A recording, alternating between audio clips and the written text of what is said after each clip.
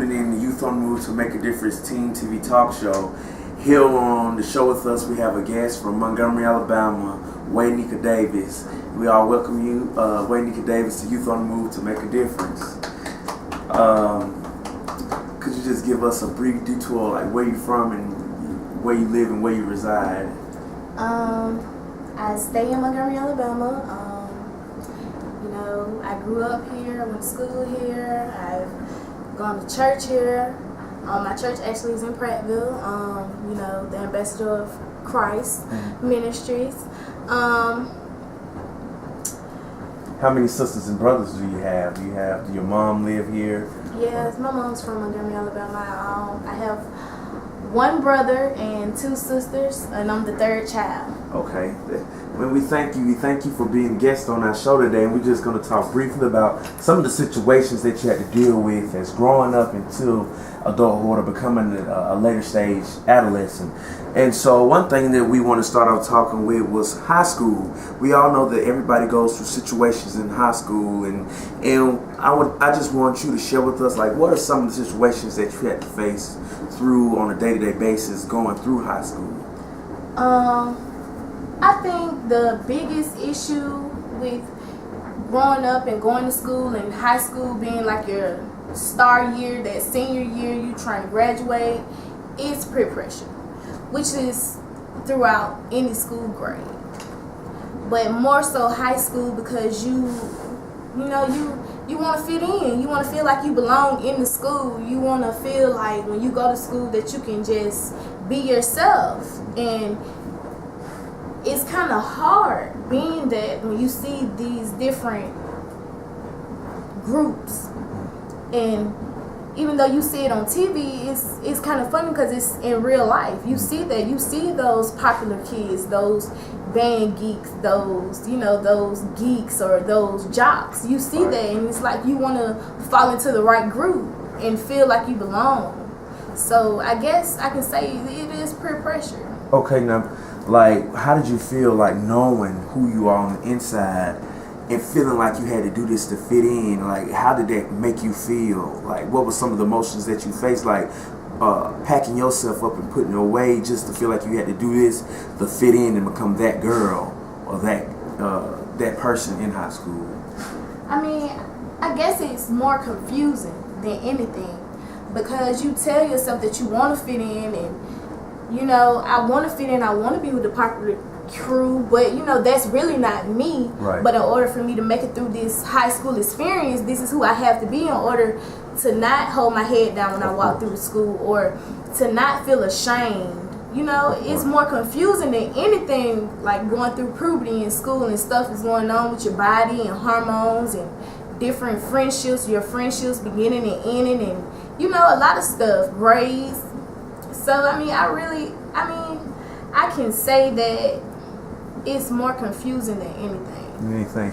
Now, we've all been in that high school setting. We all know how it is. Do you feel like peer pressure, was that something hard for you to conquer or to overcome, or were you easy to fall into? Kind of elaborate on with that. Like, how did you handle with your peer pressure?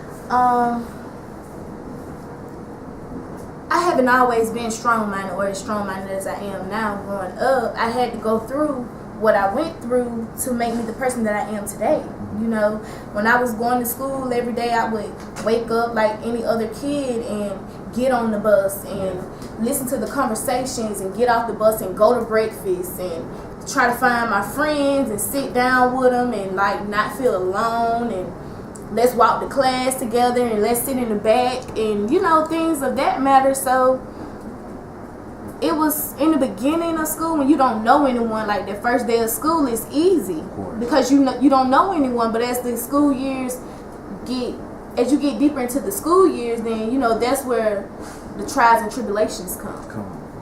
Now, did you see yourself more as a leader, or more kind of like as you felt like you had to follow someone, somebody popular? Or were you more of like the one that was in head of everything?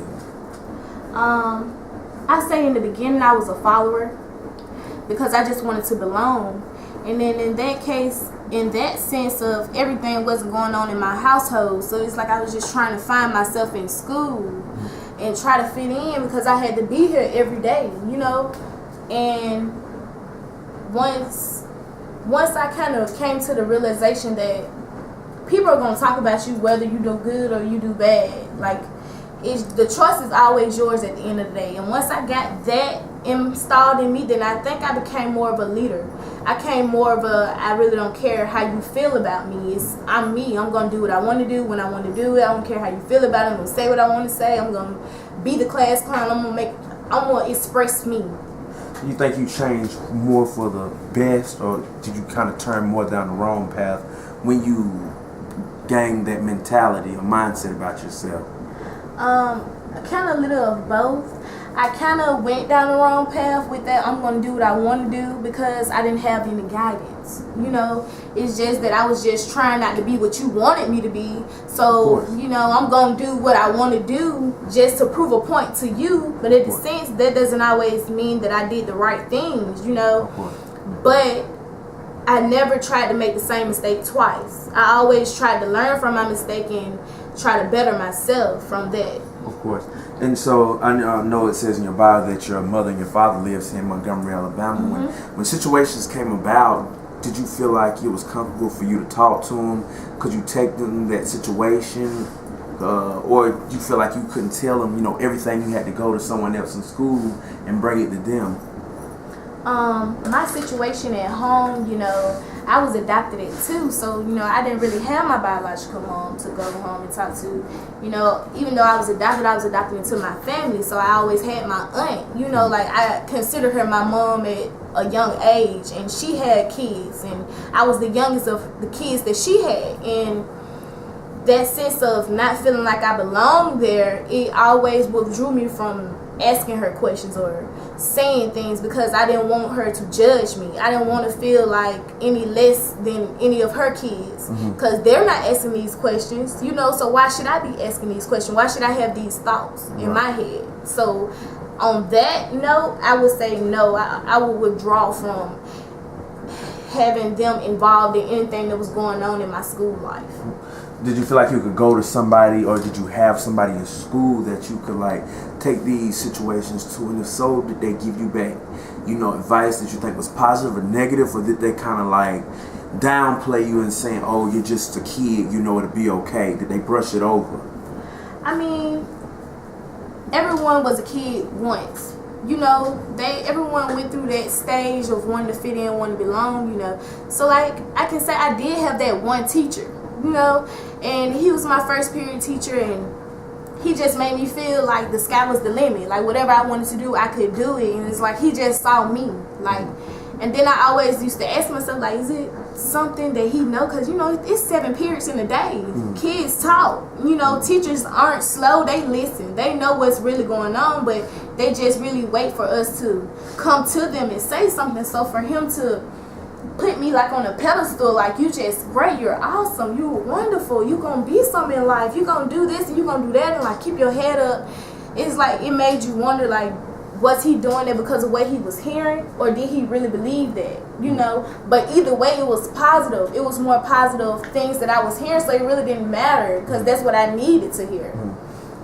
By you saying that, it kind of sounds like our motto and mission statement here at Youth on the Move to Make a Difference. You know, as adults, they should be the motivators and the listeners instead of the criticizers. And with that being said, well, you know, this is a Christian-based television talk show, teen TV talk show, and was prayer a part of your routine when you was a child? And if you did pray, did you feel like it helped? I can say prayer wasn't a part of my routine growing up, only because it wasn't taught to me. You know, my parents didn't go to church on Sunday. And like if they did go to church on Sunday, it wasn't a continuous routine. It was like, you know, my bills need to be paid, and you know, I need to go to the Lord on this day. But you know, once your bills being paid and everything going good, you know, you just forget about the Lord. It's like another Sunday. So I can say that I was more of a spiritual person. Like I knew who Jesus was, but I didn't really try to gain understanding as to who he was. So it's like if I would listen to others and say, like, you know, if you go ask God a question, whatever you ask, you shall receive. So it's like I would play off of that. Whenever I really needed something, I would then I would ask. But it's like falling into the routine of my family. I really didn't really care. Right. And by all that going on as a child, did you ever feel like you wanted to not go to school and just regret going to school?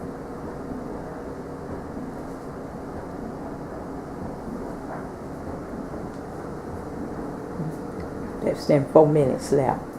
Did you ever regret like you didn't want to go to school, or did you ever wake up and just feel like this is not where I want to be? I don't want to go through this no more. I've had those thoughts run through my head where it's just like no one understands me. It doesn't matter what I say or how I say it. You're gonna listen to an adult before you listen to a kid. It's like kids. When you try to talk to an adult, you don't know what you're talking about. You don't know pain. You don't know struggle. You don't know this. It's like you don't know what we know. You don't know how we feel because we're gaining information every day from the outside world and TV and gaining understanding from not only from your parents' teaching, but from the teaching of the world. Right. And with all you saying that, the kids are still facing these issues on a day-to-day basis, and they feel like no one is listening to them, and they feel like they can't go nowhere. And here we're giving our youth a voice, basically giving them a plat where they can be heard. And so what are some encouraging words that you could tell that girl that feeling like she have to have sex in order to fit in, or that guy that has to sell drugs in order to be popular? What could you say to them that could help encourage them? Encouraging words I can say to that girl who having those thoughts of sex, and my friends are doing it. It's like good things come to those who wait. Because you can go out today or tomorrow and have sex and end up pregnant your first time, like that first go round, or you can go out today or tomorrow and have sex and end up with a sexually transmitted disease that you don't know anything about, or you can go out tomorrow and have sex and wow, it hurts and it can be an experience that you don't ever want to do again, Exactly. From just different things. And with that guy who wants to sell drugs, you could go out today or tomorrow and go in a corner and get shot. Exactly. Or your friend could get killed right in front of you. Or you can experiment on the drug and now you can't use your body parts aren't functioning right and you don't understand why. It's not something that is you need to do right now. Right. And basically you're saying in a sum, it's like think before you act. Think it over. Right, exactly. And with sex being involved, not only like pregnancy, kind of like you said, sexual transmitted disease, and also age. It's so much that can come about it. So basically, you're saying, young people, we need to think before we act. And Wade Nika Davis, we really appreciate you for coming and being a guest on our show today. And we really thank you for being here on Youth on the Move to Make a Difference. After this day, you have a voice and you have made a difference. Someone can benefit from what you've just said. And we thank you for being on the show, and we would be glad to have you back.